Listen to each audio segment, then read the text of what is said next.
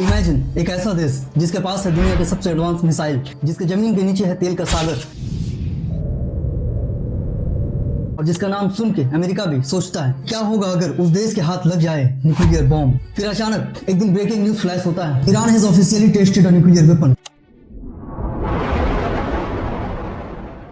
तो ये सिर्फ एक धमाका नहीं होगा, बल्कि ये उस दुनिया का अंत होगा जिसे आज तक तुम जानते थे, जिसे मिडिल ईस्ट का मैप नहीं दुनिया का फ्यूचर हिल जाएगा। ये मोमेंट सीधा चैलेंज करेगा यूनाइटेड स्टेट की ग्लोबल डोमिनेंस को, और सबसे ज्यादा डर महसूस करेगा इसराइल। एंड अगर ईरान न्यूक्लियर पावर बन जाता है तो दुनिया का फ्यूचर किस तरफ टर्न होगा? क्या ये पीस शांति लाएगी या फिर दुनिया इससे थर्ड वर्ल्ड वॉर की तरफ चली जाएगी? और ईरान के न्यूक्लियर पावर बनने से किसे फायदा हो सकता है? आइए आज की वीडियो में इस व्हाट इफ को डिटेल में समझते हैं।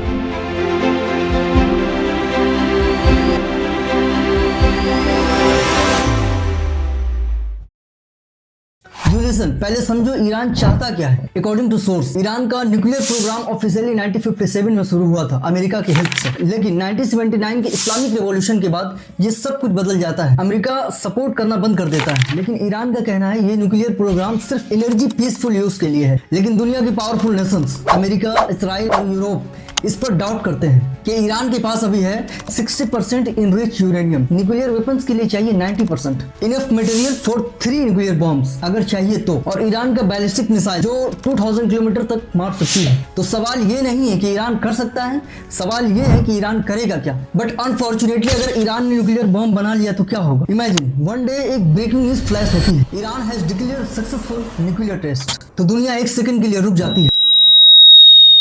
Stock market crash, oil prices sky rocket और military bases go on high alert. कि इसराइल ने पहले ही कह रखा है we will never allow to Iran have a nuclear bomb, never. तो क्या इसराइल स्ट्राइक करेगा? अकॉर्डिंग टू हिस्टोरिकल एग्जांपल्स, हाँ, इसराइल ऑलरेडी 1981 में इराक और 2007 में सीरिया का न्यूक्लियर रिएक्टर बॉम्ब स्ट्राइक कर चुका है। लेकिन ईरान के अगेंस्ट ये अलग लेवल का वॉर हो सकता है कि मिडिल ईस्ट में सिर्फ एक स्पार्क चाहिए और ये पूरा रीजन आग की चपेट में आ सकता है। और अमेरिका के पास 2 ऑप्शंस होंगे, फर्स्ट नेगोशिएट, डील करो, सैंक्शन हटाओ और ईरान को सिविल न्यूक्लियर पावर यूज करने दो।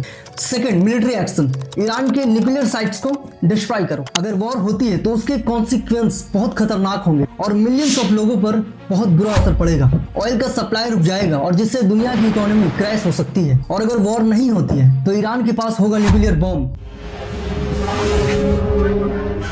तो फिर क्या होगा? यहाँ आता है सबसे बड़ा फियर कि अगर ईरान के पास न्यूक्लियर बॉम्ब आ गया, सऊदी अरबिया कहेगा हमें भी चाहिए, तुर्की बोलेगा हमें भी चाहिए, और इजिप्ट कहेगा कि हमारे पास भी होना चाहिए। एक ऐसा रीजन जहाँ ऑलरेडी टेंशन है, अब 5 से 6 न्यूक्लियर कंट्रीज हो सकती है। ये कहलाता है न्यूक्लियर प्रोलिफरेशन। सिंपल शब्दों में बताऊं तो जितना ज्यादा न्यूक्लियर बॉम्ब उतनी ज्यादा दुनिया के लिए खतरा। अगर ये सिचुएशन क्रिएट होती है तो इससे फायदा किसे होगा? मोस्टली रसिया और चाइना। वो ईरान के साथ इकोनॉमी और मिलिट्री टाइज स्ट्रॉन्ग कर सकता है। इससे ग्लोबल पावर बैलेंस वेस्ट से ईस्ट की तरफ शिफ्ट हो सकता है, जिससे कोल्ड वॉर जैसा एनवायरनमेंट वापस आ सकता है, बस प्लेयर्स अलग हो गए। और इससे सबसे बड़ा झटका लगेगा यूएस ग्लोबल सिस्टम को, जो कि ये न्यूक्लियर बॉम्ब्स को फैलने से रोकता है। यूनाइटेड नेशंस और न्यूक्लियर नॉन प्रोलिफरेशन ट्रीटी का पर्पस है इस न्यूक्लियर स्प्रेड को रोकना। अगर ईरान ओपनली न्यूक्लियर पावर बन जाता है तो मैसेज सिंपल होगा, रूल्स कैन बी ब्रोकन। और जब रूल्स ब्रेक होते हैं तो दुनिया अनस्टेबल हो जाती है। लेकिन क्या ईरान का एक अलग एंगल भी हो सकता है? ईरान के लोग विच मींस आम आदमी और लीडरशिप